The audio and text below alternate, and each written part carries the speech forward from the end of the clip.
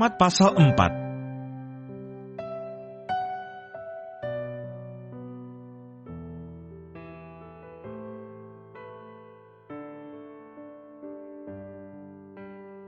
Korban penghapus dosa. Tuhan berfirman kepada Musa, "Katakanlah kepada orang Israel, apabila seseorang tidak dengan sengaja berbuat dosa dalam sesuatu hal yang dilarang Tuhan, dan ia memang melakukan salah satu daripadanya, maka jikalau yang berbuat dosa itu imam yang diurapi, sehingga bangsanya turut bersalah, haruslah ia mempersembahkan kepada Tuhan karena dosa yang telah diperbuatnya itu seekor lembu jantan muda yang tidak bercela sebagai korban penghapus dosa. Ia harus membawa lembu itu ke pintu kemah pertemuan ke hadapan Tuhan. Lalu ia harus meletakkan tangannya ke atas kepala lembu itu dan menyembelih lembu itu di hadapan Tuhan. Imam yang diurapi itu harus mengambil sebagian dari darah lembu itu, lalu membawanya ke dalam kemah pertemuan. Imam harus mencelupkan jarinya ke dalam darah itu dan memercikkan sedikit dari darah itu 7 kali di hadapan Tuhan, di depan tabir penyekat tempat kudus. Kemudian imam itu harus membubuh sedikit dari darah itu pada tanduk-tanduk mezbah pembakaran ukupan dari wangi-wangian yang ada di hadapan Tuhan di dalam kemah pertemuan, dan semua darah selebihnya harus dicurahkannya kepada bagian bawah mezbah korban bakaran yang di depan pintu kemah pertemuan. Segala lemak lembu jantan korban penghapus dosa itu harus dikhususkannya dari lembu itu, yakni lemak yang menyelubungi isi perut dan segala lemak yang melekat pada isi perut itu, dan lagi kedua buah pinggang, dan lemak yang melekat padanya, yang ada pada pinggang, dan umbai hati yang harus dipisahkannya beserta buah pinggang itu, sama seperti yang dikhususkan dari lembu korban keselamatan. Imam harus membakar semuanya di atas mezbah korban bakaran. Adapun kulit lembu jantan itu dan segala dagingnya, beserta kepala dan betisnya, dan isi perutnya dan kotorannya. Jadi lembu jantan itu seluruhnya harus dibawanya keluar perkemahan, ke suatu tempat yang tahir, ke tempat pembuangan abu, dan lembu itu harus dibakarnya sampai habis di atas kayu api, di tempat pembuangan abu. Jikalau yang berbuat dosa dengan tak sengaja itu segenap umat Israel, dan jemaah tidak menyadarinya, sehingga mereka melakukan salah satu hal yang dilarang Tuhan, dan mereka bersalah, maka apabila dosa yang diperbuat mereka itu ketahuan, haruslah jemaah itu mempersembahkan seekor lembu jantan yang muda sebagai korban penghapus dosa. Lembu itu harus dibawa mereka ke depan kemah pertemuan. Lalu para tua-tua umat itu harus meletakkan tangan mereka di atas kepala lembu jantan itu di hadapan Tuhan, dan lembu itu harus disembelih di hadapan Tuhan. Imam yang diurapi harus membawa sebagian dari darah lembu itu ke dalam kemah pertemuan. Imam harus mencelupkan jarinya ke dalam darah itu dan memercikkannya 7 kali di hadapan Tuhan di depan tabir. Kemudian dari darah itu harus dibubuhnya sedikit pada tanduk-tanduk mezbah yang di hadapan Tuhan di dalam kemah pertemuan, dan semua darah selebihnya harus dicurahkannya kepada bagian bawah mezbah korban bakaran yang di depan pintu kemah pertemuan. Segala lemak harus dikhususkannya dari lembu itu dan dibakarnya di atas mezbah. Beginilah harus diperbuatnya dengan lembu jantan itu, seperti yang diperbuatnya dengan lembu jantan korban penghapus dosa. Demikianlah harus diperbuatnya dengan lembu itu. Dengan demikian imam itu mengadakan pendamaian bagi mereka, sehingga mereka menerima pengampunan. Dan haruslah ia membawa lembu jantan itu keluar perkemahan, lalu membakarnya sampai habis, seperti ia membakar habis lembu jantan yang pertama. Itulah korban penghapus dosa untuk jemaah. Jikalau yang berbuat dosa itu seorang pemuka yang tidak dengan sengaja melakukan salah satu hal yang dilarang Tuhan Allahnya sehingga ia bersalah, maka jikalau dosa yang telah diperbuatnya itu diberitahukan kepadanya, haruslah ia membawa sebagai persembahannya seekor kambing jantan yang tidak bercela. Lalu haruslah ia meletakkan tangannya ke atas kepala kambing itu dan menyembelihnya di tempat yang biasa orang menyembelih korban bakaran, di hadapan Tuhan. Itulah korban penghapus dosa. Kemudian haruslah imam mengambil dengan jarinya sedikit dari darah korban penghapus dosa itu, lalu membubuhnya pada tanduk-tanduk mezbah korban bakaran. Darah selebihnya haruslah dicurahkannya kepada bagian bawah mezbah korban bakaran. Tetapi segala lemak harus dibakarnya di atas mezbah, seperti juga lemak korban keselamatan. Dengan demikian, imam mengadakan pendamaian bagi orang itu karena dosanya, sehingga ia menerima pengampunan. Jikalau yang berbuat dosa dengan tak sengaja itu seorang dari rakyat jelata, dan ia melakukan salah satu hal yang dilarang Tuhan, sehingga ia bersalah, maka jikalau dosa yang telah diperbuatnya itu diberitahukan kepadanya, haruslah ia membawa sebagai persembahannya karena dosa yang telah diperbuatnya itu seekor kambing betina yang tidak bercelah. Lalu haruslah ia meletakkan tangannya ke atas kepala korban penghapus dosa dan menyembelih korban itu di tempat korban bakaran. Kemudian imam harus mengambil dengan jarinya sedikit dari darah korban itu, lalu membubuhkannya pada tanduk-tanduk mezbah korban bakaran. Semua darah selebihnya haruslah dicurahkannya kepada bagian bawah mezbah. Tetapi segala lemak haruslah dipisahkannya, seperti juga lemak korban keselamatan dipisahkan. Lalu haruslah dibakar oleh imam di atas mezbah menjadi bau yang menyenangkan bagi Tuhan. Dengan demikian, imam mengadakan pendamaian bagi orang itu, sehingga ia menerima pengampunan. Jika ia membawa seekor domba sebagai persembahannya menjadi korban penghapus dosa, haruslah ia membawa seekor betina yang tidak bercelah. Lalu haruslah ia meletakkan tangannya ke atas kepala korban penghapus dosa itu dan menyembelihnya menjadi korban penghapus dosa di tempat yang biasa orang menyembelih korban bakaran. Kemudian imam harus mengambil dengan jarinya sedikit dari darah korban penghapus dosa itu, lalu membubuhnya pada tanduk-tanduk mezbah korban bakaran. Semua darah selebihnya haruslah dicurahkannya kepada bagian bawah mezbah. Tetapi segala lemak haruslah dipisahkannya, seperti juga lemak domba korban keselamatan dipisahkan. Lalu imam harus membakar semuanya itu di atas mezbah, di atas segala korban api-apian Tuhan. Dengan demikian imam mengadakan pendamaian bagi orang itu karena dosa yang telah diperbuatnya, sehingga ia menerima pengampunan.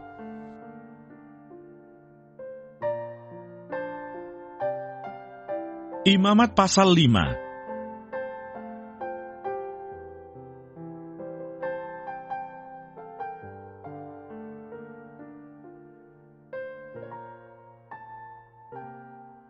Apabila seseorang berbuat dosa, yakni jika ia mendengar seorang mengutuki, dan ia dapat naik saksi karena ia melihat atau mengetahuinya, tetapi ia tidak mau memberi keterangan, maka ia harus menanggung kesalahannya sendiri. Atau bila seseorang kena kepada sesuatu yang najis, baik bangkai binatang liar yang najis, atau bangkai hewan yang najis, atau bangkai binatang yang mengeriap yang najis, tanpa menyadari hal itu, maka ia menjadi najis dan bersalah. Atau apabila ia kena kepada kenajisan berasal dari manusia, dengan kenajisan apapun juga, ia menjadi najis tanpa menyadari hal itu, tetapi kemudian ia mengetahuinya, maka ia bersalah. Atau apabila seseorang bersumpah teledor dengan bibirnya, hendak berbuat yang buruk atau yang baik, sumpah apapun juga yang diucapkan orang dengan teledor, tanpa menyadari hal itu, tetapi kemudian ia mengetahuinya, maka ia bersalah dalam salah satu perkara itu. Jadi apabila ia bersalah dalam salah satu perkara itu, haruslah ia mengakui dosa yang telah diperbuatnya itu, dan haruslah ia mempersembahkan kepada Tuhan sebagai tebusan salah karena dosa itu, seekor betina dari domba atau kambing menjadi korban penghapus dosa. Dengan demikian, imam mengadakan pendamaian bagi orang itu karena dosanya. Tetapi jikalau ia tidak mampu untuk menyediakan kambing atau domba, maka sebagai tebusan salah karena dosa yang telah diperbuatnya itu, haruslah ia mempersembahkan kepada Tuhan 2 ekor burung tekukur atau 2 ekor anak burung merpati yang seekor menjadi korban penghapus dosa, dan yang seekor lagi menjadi korban bakaran. Haruslah ia membawanya kepada imam, dan imam itu haruslah lebih dahulu mempersembahkan burung untuk korban penghapus dosa itu. Dan haruslah ia memulas kepalanya pada pangkal teguknya, tetapi tidak sampai terpisah. Sedikit dari darah korban penghapus dosa itu haruslah dipercikkannya ke dinding mezbah, tetapi darah selebihnya haruslah ditekan keluar pada bagian bawah mezbah. Itulah korban penghapus dosa. Yang kedua haruslah diolahnya menjadi korban bakaran sesuai dengan peraturan. Dengan demikian, imam mengadakan pendamaian bagi orang itu karena dosa yang telah diperbuatnya, sehingga ia menerima pengampunan.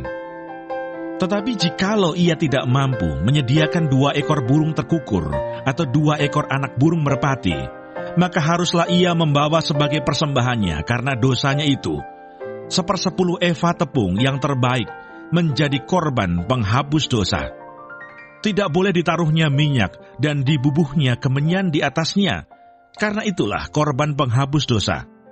Lalu haruslah itu dibawanya kepada imam, dan imam itu haruslah mengambil daripadanya segenggam sebagai bagian ingat-ingatannya, lalu membakarnya di atas mezbah, di atas segala korban api-apian Tuhan. Itulah korban penghapus dosa. Dengan demikian imam mengadakan pendamaian bagi orang itu, karena dosanya dalam salah satu perkara itu, sehingga ia menerima pengampunan. Selebihnya adalah bagian imam, sama seperti korban sajian. Korban penebus salah.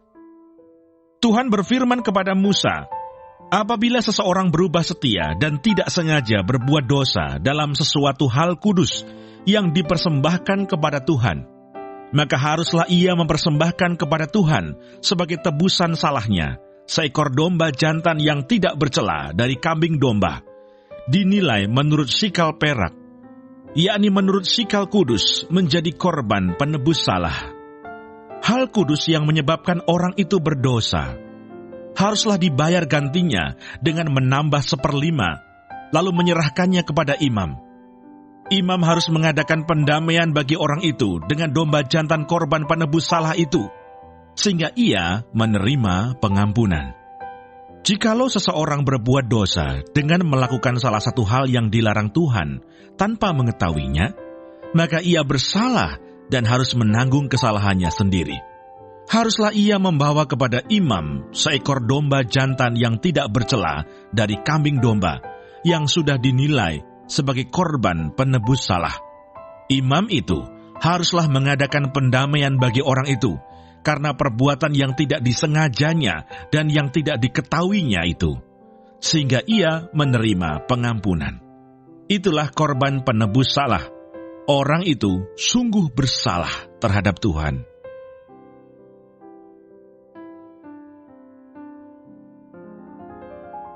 Imamat pasal 6.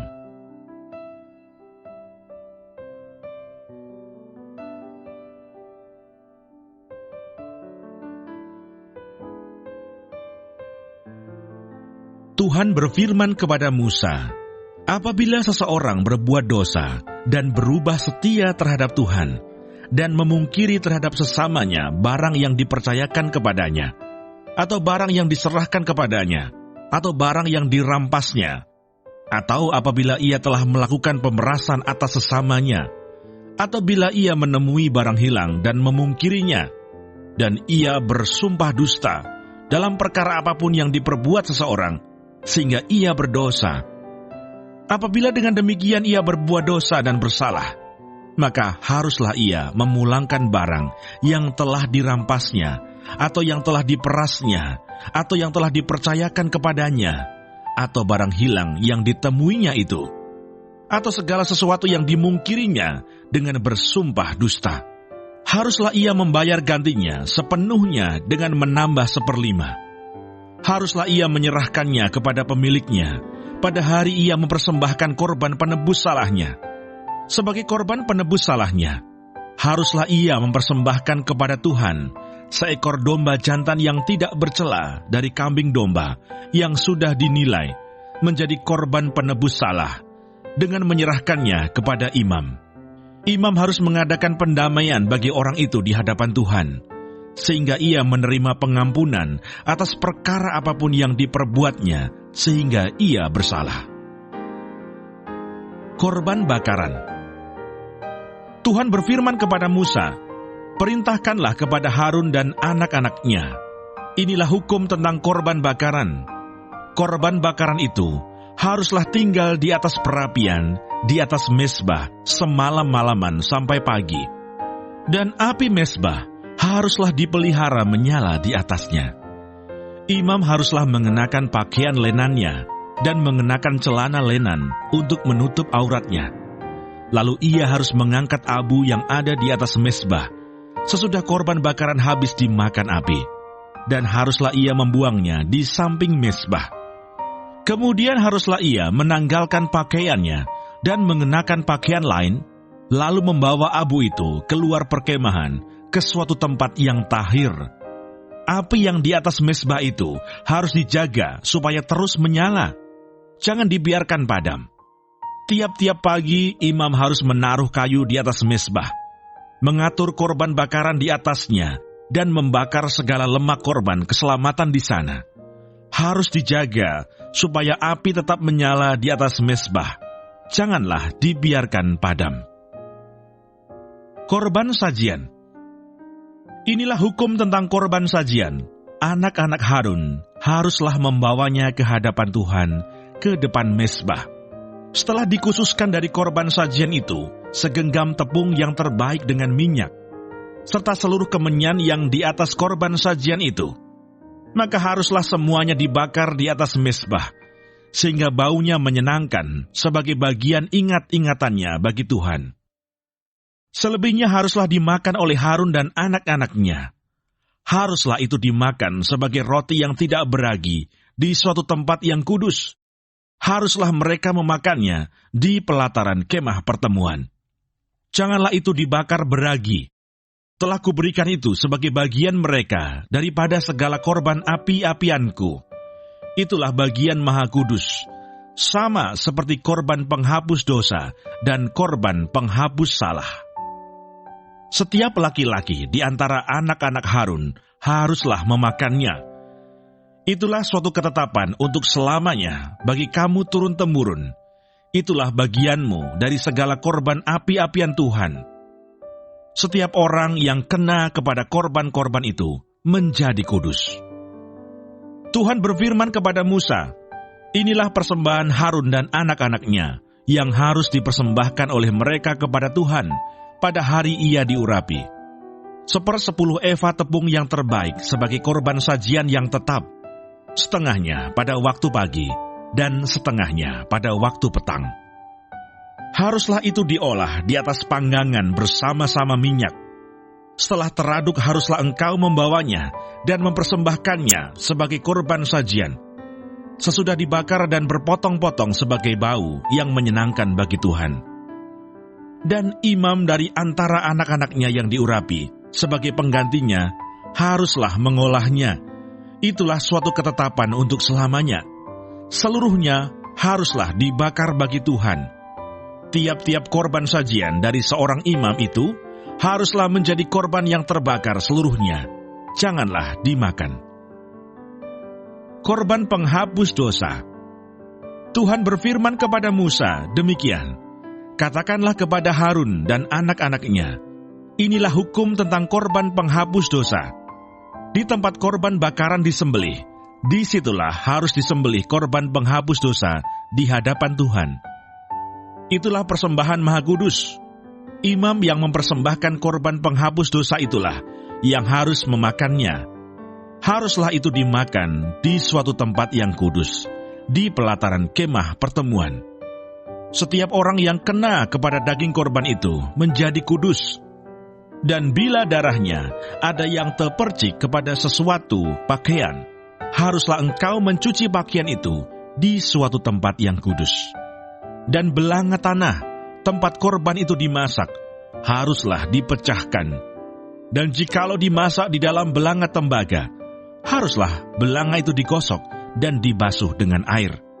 Setiap laki-laki di antara para imam haruslah memakannya. Itulah persembahan Maha Kudus. Tetapi setiap korban penghapus dosa yang dari darahnya dibawa sebagian ke dalam kemah pertemuan untuk mengadakan pendamaian di dalam tempat kudus, janganlah dimakan, melainkan dibakar habis dengan api.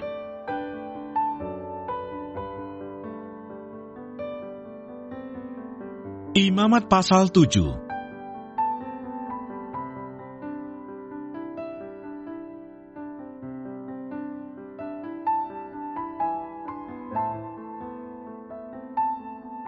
Korban penebus salah.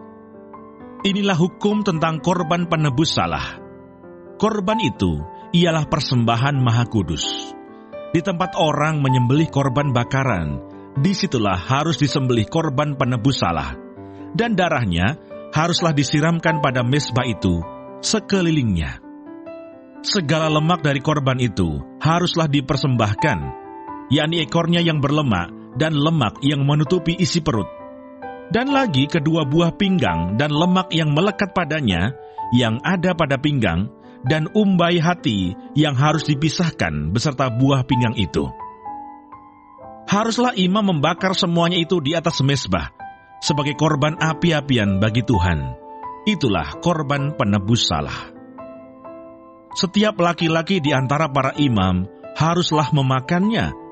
Haruslah itu dimakan di suatu tempat yang kudus. Itulah bagian Maha Kudus. Seperti halnya dengan korban penghapus dosa, demikian juga halnya dengan korban penebus salah. Satu hukum berlaku atas keduanya. Imam yang mengadakan pendamaian dengan korban itu, bagi dialah korban itu. Imam yang mempersembahkan korban bakaran seseorang, bagi dia juga kulit korban bakaran yang dipersembahkannya itu.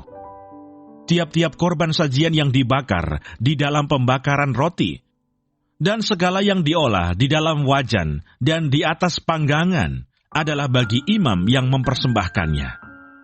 Tiap-tiap korban sajian yang diolah dengan minyak atau yang kering adalah bagi semua anak-anak Harun, semuanya dapat bagian. Korban keselamatan. Inilah hukum tentang korban keselamatan yang harus dipersembahkan orang kepada Tuhan. Jikalau ia mempersembahkannya untuk memberi syukur, haruslah beserta korban syukur itu dipersembahkannya roti bundar yang tidak beragi, yang diolah dengan minyak, dan roti tipis yang tidak beragi, yang diolesi dengan minyak, serta roti bundar dari tepung yang terbaik, yang teraduk, yang diolah dengan minyak.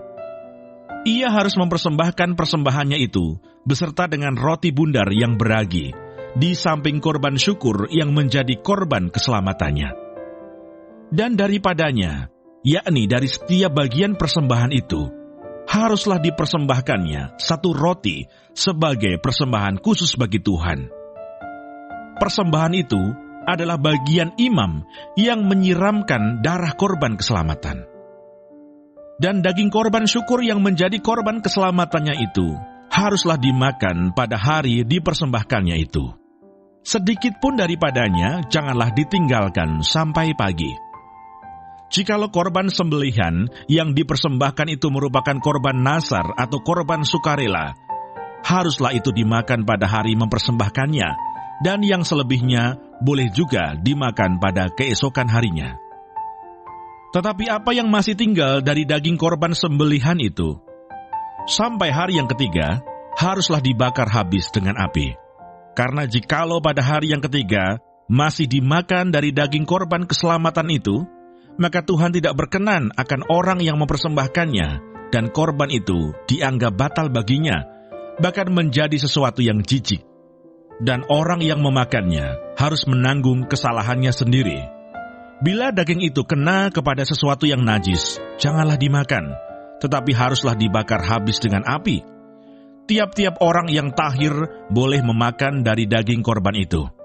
Tetapi seseorang yang memakan daging dari korban keselamatan yang untuk Tuhan, sedang ia dalam keadaan najis, haruslah nyawa orang itu dilenyapkan dari antara bangsanya. Dan apabila seseorang kena kepada sesuatu yang najis, yakni kepada kenajisan berasal dari manusia, atau kepada hewan yang najis, atau kepada setiap binatang yang merayap yang najis, lalu memakan daripada daging korban keselamatan yang untuk Tuhan, maka haruslah nyawa orang itu dilenyapkan dari antara bangsanya. Larangan memakan lemak dan darah. Tuhan berfirman kepada Musa, "Katakanlah kepada orang Israel, segala lemak dari lembu, domba ataupun kambing janganlah kamu makan. Lemak bangkai atau lemak binatang yang mati diterkam boleh dipergunakan untuk segala keperluan, tetapi jangan sekali-kali kamu memakannya. Karena setiap orang yang memakan lemak dari hewan yang dipergunakan untuk mempersembahkan korban api-apian bagi Tuhan, nyawa orang yang memakan itu haruslah dilenyapkan dari antara bangsanya. Demikian juga, janganlah kamu memakan darah apapun di segala tempat kediamanmu, baik darah burung-burung ataupun darah hewan. Setiap orang yang memakan darah apapun, nyawa orang itu haruslah dilenyapkan dari antara bangsanya." Bagian imam daripada segala korban keselamatan. Tuhan berfirman kepada Musa, demikian, "Katakanlah kepada orang Israel, orang yang mempersembahkan korban keselamatannya kepada Tuhan, haruslah membawa kepada Tuhan sebagian dari korban keselamatannya itu sebagai persembahannya. Dengan tangannya sendirilah harus ia membawa segala korban api-apian Tuhan. Adapun lemaknya, haruslah dibawanya beserta dadanya, supaya dadanya itu ditunjukkan sebagai persembahan unjukan di hadapan Tuhan. Lalu haruslah imam membakar lemaknya di atas mezbah, tetapi dadanya itu adalah bagian Harun dan anak-anaknya. Paha kanannya harus kamu serahkan kepada imam sebagai persembahan khusus dari segala korban keselamatanmu. Siapa dari antara anak-anak Harun yang mempersembahkan darah dan lemak korban keselamatan, maka dialah yang harus mendapat paha kanan itu sebagai bagiannya. Karena dada persembahan unjukan dan paha persembahan khusus telah kuambil dari orang Israel, dari segala korban keselamatan mereka, dan telah kuberikan kepada imam Harun dan kepada anak-anaknya. Itulah suatu ketetapan yang berlaku bagi orang Israel untuk selamanya. Itulah bagian Harun dan bagian anak-anaknya dari segala korban api-apian Tuhan pada hari mereka itu disuruh datang untuk memegang jabatan imam bagi Tuhan. Itulah yang harus diserahkan menurut perintah Tuhan dari pihak Israel kepada mereka pada hari mereka itu diurapinya. Itulah suatu ketetapan untuk selamanya bagi mereka turun-temurun. Itulah hukum tentang korban bakaran, korban sajian, korban penghapus dosa, korban penebus salah, persembahan pentahbisan, dan korban keselamatan, yang diperintahkan Tuhan kepada Musa di atas gunung Sinai pada hari Tuhan memerintahkan kepada orang Israel mempersembahkan persembahan mereka kepada Tuhan di padang gurun Sinai.